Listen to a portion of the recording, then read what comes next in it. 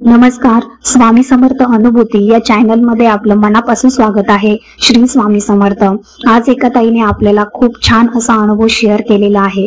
तो त्यांच्याच आवाजात आपण ऐकणार आहोत. खरंच ह्या ताई म्हणजे ज्या ताई आपल्या सोबत अनुभव शेअर करतात ना, त्या खरंच भाग्यवान समजायला पाहिजेत, कारण असे अनुभव यायला सुद्धा खूप पुण्याई लागते. तर चला मग आपण ताईंच्याच आवाजात अनुभव ऐकूया. विजया वैरागकर बोलते आणि मी मालाडला होते. म्हणजे लग्नाच्या अगोदरची कथा सांगते, माझ्या स्वतःची वैयक्तिक घडलेली. मी लहान असताना हुशार होते, जाड होते, पोलीस ऑफिसरची मोठी मुलगी होते आणि दिसायला रुबाबदार होते, चांगले होते. म्हणजे आता म्हणजे लोक माझे लाड करायचे, त्याच्यावरून सांगते की माझं व्यवस्थित होतं सगळं बालपण सुद्धा.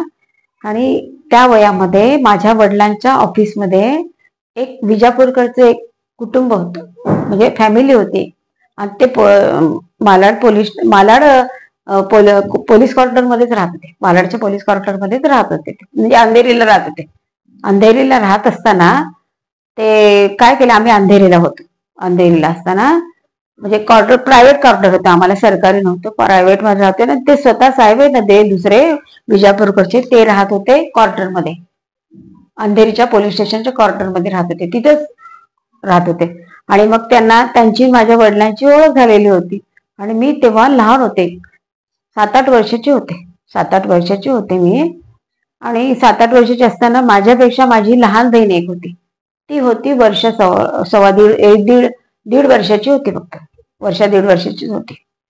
आणि 1.5 वर्षाची असताना माझ्या आईची त्यांची चांगली मैत्रीण होती. मैत्रीण म्हणजे बोलत चालत होते, एका ऑफिसमध्ये होते, त्याच्यामुळे ते जमायचं त्यांचं. तर काय झालं, एक दिवशी त्या बाईने तिला करणी करायची असेल, माझ्यावर करणी करायचं असेल, मला कसं नेणार ती बाई. म्हणून तिने काय केली आयडिया, की तिला मूलबाळ नव्हतं. 2 बायका, पहिली बायको झाली तिला मूलबाळ नाही, दुसरी बायको केली तिला मूलबाळ नाही. 10 वर्ष झाले तरी मूलबाळ नव्हतं. त्या 2 नंबरच्या त्या साहेबाच्या बायकोला, PSIच्या बायकोला मूलबाळ नव्हतं. मग त्यांना कोणीतरी म्हणलं असेल करणी केल्यावरती असं होईल तसं होईल म्हणून. मग त्यांनी काय केलं, मला बोलून मला करणी करण्यासाठी, मला कसं एकटीला पाठवणार, म्हणून ती लहान मुलगी आहे ना, माझ्या लहान बहिणीला तिने घेतलं. माझ्या आईच्या डोक्यात नाही की ते करणी करतील, असा विचारच नाही माझ्या आईच्या मनात. मग त्यांनी काय केलं, मला की मला कसं एकटीला नेणार, म्हणून माझ्या आईला म्हणले हिला घेऊन जाते, माझ्या धाकट्या बहिणीला घेऊन जाते म्हणले. मग ती लहान होती, तिच्यासोबत त्यांची आयडिया असेल कदाचित, की हिला बारकीला घेतलं की आई हिला पाठवेल, म्हणजे मला पाठवेल, असं आयडिया होती त्यांची. आणि मग ते क्वार्टरमध्ये राहत असताना त्या दोघी सवतीच होत्या, कोणी नव्हतं. आणि ते नवरा पण ऑफिसमध्ये होता, वाटतं गेलेला होता कुठे दौऱ्याला. आणि नंतर मी तिच्या घरी गेले. माझ्या आई काय म्हणली जाताना, माझ्या आईचं माझ्याकडे लक्ष नाही की करणी बिरणी करते, हे डोक्यात पण नाही माझ्या आईच्या. मग मला त्या मुलीला, माझ्या बहिणीला घेतलं कडेवरतीनं, आणि मला चालत आम्ही गेलो तिच्या घरी, चालत गेलो. आणि चालत गेल्यानंतर तिने काय केलं, मला सोफा सेटवर बसवलं. त्या बाईनं, त्या पोलीस ऑफिसरच्या बाईनी सोफा सेटवर बसवलं. तिची सवत आहे ना, सवतीनं मला पोहे आणून दिले. कसले पोहे, काचेच्या प्लेटमध्ये. पोहे किती असतील मी अंदाजाने सांगते, चमच्याभर होते फक्त. भाजीचा चमचा असतो ना, तेवढेच पोहे होते. आणि ते पोहे होते चमच्यावर. आणि ते मी अशी प्लेट पोह्यापेक्षा प्लेटच जड होती, काचेची पोह्यापेक्षा प्लेट जड होती. मग ती प्लेट मी हातामध्ये धरली, अशी खात होते चमच्याने. आणि ती आहे ना, सवत आहे ना बहीण, सख्या बहिणी सख्या जावा होत्या. मोठीला मूल नव्हतं म्हणून धाकटीनं, 2 मुलीनं, म्हणजे मोठीनं आपल्या बहिणीलाच करून दिलं नवऱ्यानं. 10 वर्ष झाले तिला मूल बाळ झालेलं नव्हतं. मग तिला कोणीतरी म्हणलं असेल करणी बिरणी करा, असं तसं काहीतरी कोणीतरी सल्ला दिला असेल. मग ती मला घेऊन गेली, माझ्या बहिणीला आणलं अगोदर, आणि त्या नादानी मला करणी करायची होती. मग त्या बहिणीचं मला काहीच सुद्धा आठवत नाही, सांगता पडेल त्या बहिणीचं, धाकट्या बहिणीचं, कारण ती 1.5 वर्षाचीच होती. आणि मग काय केलं, मग तिनं पोहे दिले चमच्याभर, त्या सवतीनंच आणून दिले पोहे खात, चमच्याने मी पोहे खात होते. एक शीत खात असेल तेव्हा, एवढं बराबर कुठलं जायला. आणि मग हातात प्लेट, आणि ती सवत आहे ना, मोठी सवत, मोठी बहीण तिची, ती माझ्या समोर बसली. आणि मला विचारालेली काय काय गोड बोलून बोलतात ना लहान मुलाला, गोड गोड बोलून, ती गोड गोड बोलायला लागली आणि असं तसं सांगायला लागली. मग एक परत काय केली, थोड्या वेळ ना पोहे खात होते, पोहे पण पूर्ण खाल्लेले मी, आठवते मला, पोहे सुद्धा पूर्ण खाल्लेले नाही काही नाही. आणि सोफा सेटचा पाठीमागचा जो भाग असतो ना, त्या पाठीमाग सोफा सेट मध्ये होते आणि सोफा सेटवर मी बसलेले होते. माझ्या पाठीमागून ती पाठीमागे उभे राहिली ती बाई, सवत, मोठी मोठी थोरली सवत माझ्या पाठीमागे उभी राहिली आणि तिने काय केलं, मला म्हणली असं डोकं खाली कर बरं म्हणली. डोकं असं खाली करायला लावलं आणि माझ्या टाळीवरचे केस आहे ना, केस हाताने उपसले तिने, हाताने उपसले, एक दोन केस उपसले तिनं. तर मग मी म्हणले, मावशी मला केस ओढायला लागले म्हणलं, त्या परिस्थिती बरं का, पोहे खाता खाता मला, मावशी माझे केस ओढायला लागले. तर ती काही नाही, कचरा पडलाय ग काढते, कचरा पडलाय काढते, असं मला त्यावेळेस ती बोलली. अजूनही लक्षात आहे माझ्या, कचरा पडलाय ते काढते असं म्हणले आणि माझे केस उपसून घेतले. आणि नंतर काय केलं, मी घरी आले बरं का, ते झालं तिचं काम, माझे केस काढून घेतले, करणीला प्रकार सुरू केला तिने.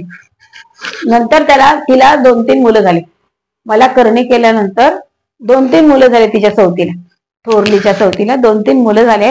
आणि नंतर मग ना माझी आई म्हणली, असं का व्हायला लागले, असं का व्हायला. माझ्या आईला तेव्हा कळत नव्हतं एवढं की आपण तिला विचारावं, तुम्ही असं की नेल्यापासून असं झालं तसं झालं, असं आईला काही कळत नव्हतं माझ्या आईला.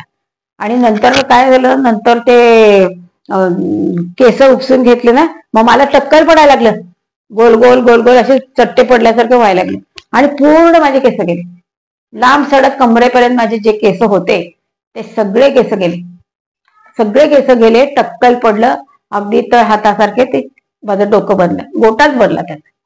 आणि मग माझी आई म्हणली असं व्हायला, ती आई टेन्शन मध्ये, वडील टेन्शन मध्ये, मग इथं दाखव तिथं दाखव.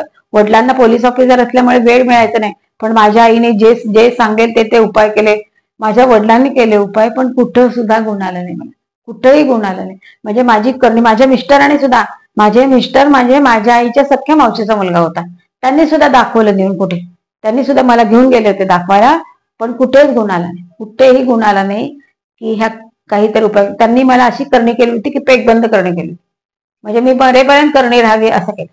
मग त्या परिस्थितीत माझे मिस्टर एक दिवशी, माझी आई काय केली, एक दिवशी माझी आई मला रागवायला लागली, काहीतरी रागवली, कशावरून ती कामावरून रागवायला लागली.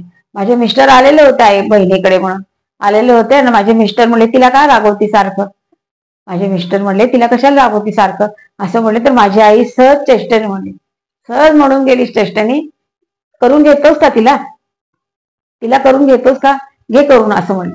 म्हणजे ते सहजासहजी म्हणायला. आणि त्यांनी लगे काय केलं, तिथं जाऊन मित्राला म्हणले असं असं, म्हणजे त्यांचं सगळ्यांचं म्हणणं काय, हिला केस नसले ना तरी ती स्वभावाने चांगली आहे, हुशार आहे, सगळ्यात हुशार आहे ही, असं म्हणून त्या लोकांना वाटायचं.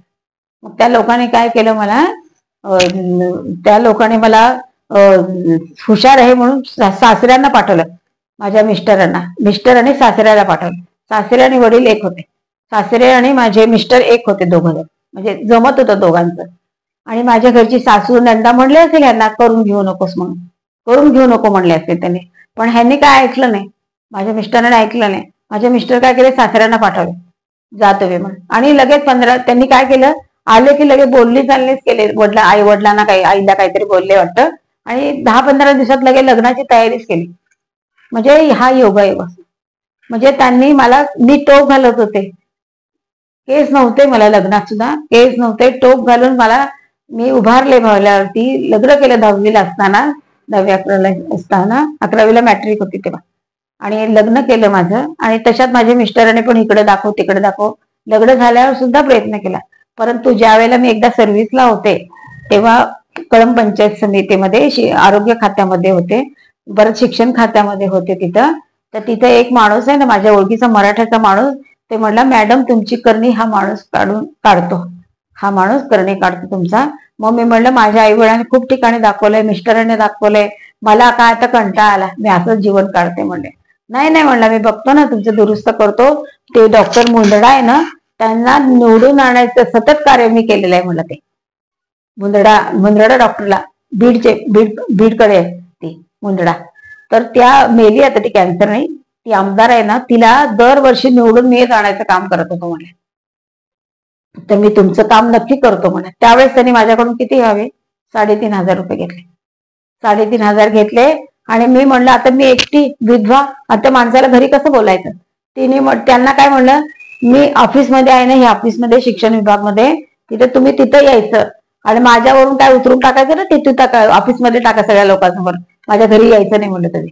त्या माणसाला म्हणले करणी करणाऱ्या, आणि त्यांनी तो यायचं 2दा माझ्यावरून उतरून टाकलं त्यांनी, आणि त्यांनी माझी करणी त्यानेच कमी केली, का माणसाने त्यांनीच कमी केली. आणि आतापर्यंत जे केस आहेत ना, ते असे केस आहेत ते पहिल्यापासून आहेत, जे वाढलेले केस आहेत, नोकरी नंतरचे केस आहेत. आणि नंतर मी म्हणलं आता कशाला केस पाठीपर्यंत वाढवायचे, लांब कशाला पाठवायचे, म्हणून मी ते केस आता असेच ठेवते कट करून. आता कट करते केस, असेच ठेवते. पण माझे सुरुवातीचे केस बघितले तर कमरेच्या खाली होते. म्हणजे माणसाला जशी परिस्थिती येईल ना तसं राहावं लागतं, जशी परिस्थिती असेल तसं. आणि करणी हा विषय जो आहे तो कोणाचं वाईट करू नये, आणि करणी करण्यालाच एक दिवस त्याला भरती करावीच लागते, आणि शेवटपर्यंत जमत नसते करणीवाल्याचं राज्य. म्हणून मी आता ते नवनाथाचं जे वाचते ना, कोणी करणी करू नये आणि कोणाला करणी केली तर ती कशी निघावी, ह्याच्यासाठी नवनाथाचं वाचत असते. आणि ते आत्ता सुचलं मला, त्यावेळेस कळत नव्हतं मला हे नवनाथाचं वाचावं, हे वाचावं, ते वाचावं, कळत नव्हतं.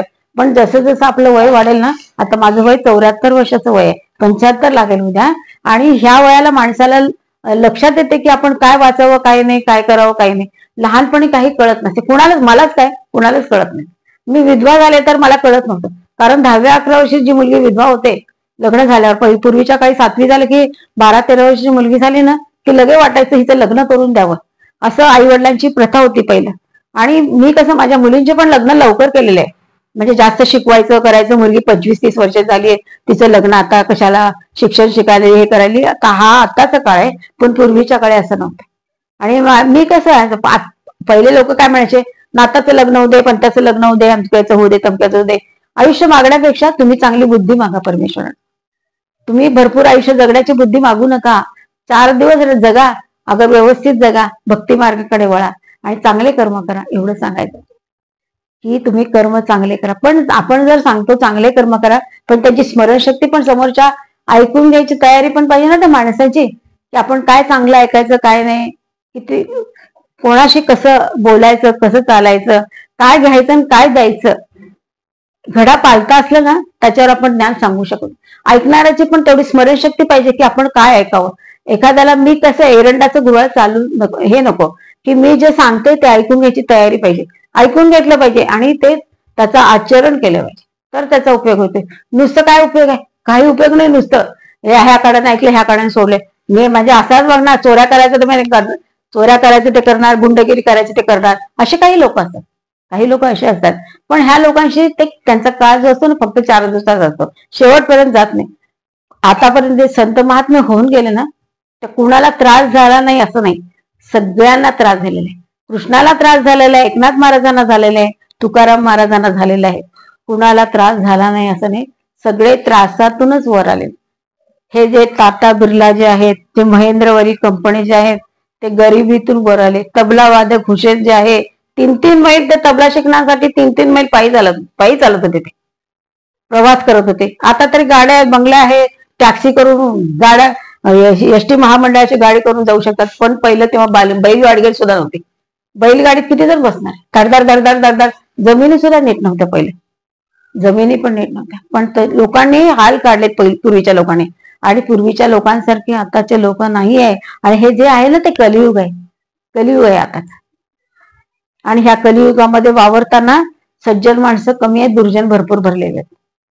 तर दुर्जनाला ऐकून घ्यायची सुद्धा तयारी नाही, ते आपल्याच आश्रमात धुंदीमध्ये असतात. ते अहंकाराने, पैसा जास्त आला की अहंकार येतो. अहंकार एकेकाच्या इतके मी असं बघितले, कळवला, माझ्या ओळखीचे, माझे शेजारीच राहत होते दुकानदार कपड्याचे, त्यांच्या सोफा सेट मध्ये पैसे असायचे, सोफा सेट मध्ये. आणि दिवसा 4 गडी बंगल्याचं रक्षण करायला, दिवसा 4 गडी, संध्याकाळी 4 गडी दुकानातलेच ठेवायचे बदलून पाळी पाळीने. संध्याकाळी 4 नोकर आणि सकाळी 4 नोकर, 2 समोर पाठीमागचे 2, आणि ते स्वतः बंदूक घेऊन मालक. रात्रभर जागा असायचं, दिवसा झोपायचा पण रात्रभर जागायचं. म्हणजे जास्त पैसा असला ना त्याला पण भीती असते की कधी येऊन कोण दरोडा घालेल याचा नेम नसतो. म्हणून पैसा गरजेपुरता, कामापुरता, पोटापुरता मिळाला ना, आणि सुखाचा घास मिळणं हे महत्वाचं आहे. सुखाच्या घासाला किंमत आहे. खूप पैसा आहे, त्या काळजीमध्येच मरायचं माणूस, हाती पैसा घेऊन, आणि अहंकार येतो. पैसा आला की अहंकार आला मागे. तो अहंकार नकोय माणसाला. अहंकाराचं वारं शिरू देऊ नका कोणालाही. अहंकार, पैसा तुमच्या कामापुरता, गरजेपुरता पैसा मिळावा. आणि ज्या माणसाला पैसा जास्त असतो ना, तो माणूस आहे ना, सगळं दुसऱ्यांशी बोलताना त्याच्या गुरमीमध्ये असतो. त्याला गुरमी असते, पैशाची, प्रॉपर्टीची, इस्टेटीची गुरमी असते. तो समोरच्या माणसाला नीट बोलत नाही, तो त्याच्या धुंदीमध्ये बोलतो. तो हे ओळखता कधी येतं? माझ्या एवढं वय झालं समज. तर पाहिला हा ताईचा अनुभव अतिशय सुंदर असा अनुभव होता. हा अनुभव तुम्हाला आवडला असेल तर आपल्या चॅनलला लाईक, शेअर आणि सबस्क्राईब करायला विसरू नका. तर भेटूया अशाच एका नवीन अनुभवासोबत. तोपर्यंत सर्वांना श्री स्वामी समर्थ. धन्यवाद.